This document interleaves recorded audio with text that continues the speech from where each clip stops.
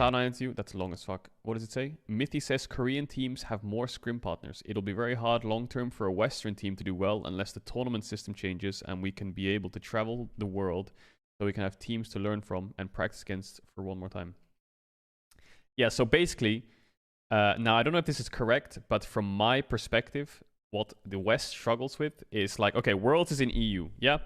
NA all came to EU around 5 or 6 weeks before, no, 2 or 3 weeks. No, they came to EU, I think a month before World started. Like TL, 100 Thieves, and C9 all came very early to EU.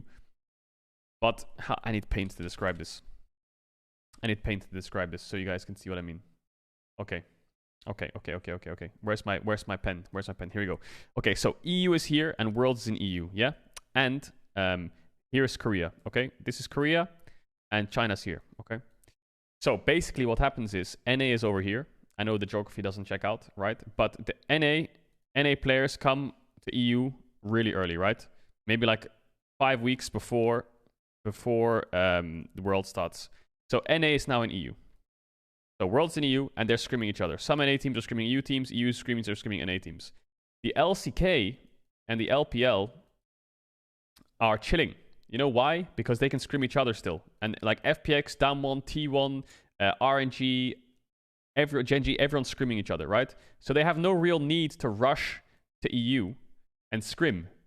But NA does. Why? Because what is NA going to do? Is C9 and TL just going to scrim each other for 3 weeks before they head over to Europe, right?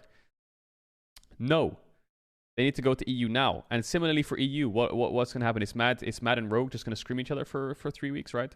So what ends up happening is you have two really, the strongest regions, right, scrimming each other. And they come to EU late, right? So they come to EU, let's say they come to EU like 1.5 weeks to 2 weeks before World starts. And even when they arrive, T1 and DK are in a different group. And then they probably just scrim each other, right? Like they probably just want to keep scrimming this circle. So I kind of think that's what Mithy's getting at here. Now, that's how I see it. You see what I mean? So scrim value on different sides of the world is pretty big. And it makes sense, right? Why do they have to come early when they can just scrim each other?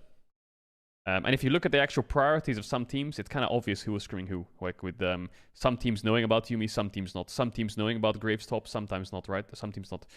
So those trends were kind of, you could see it in the tournament, who's scrimming who.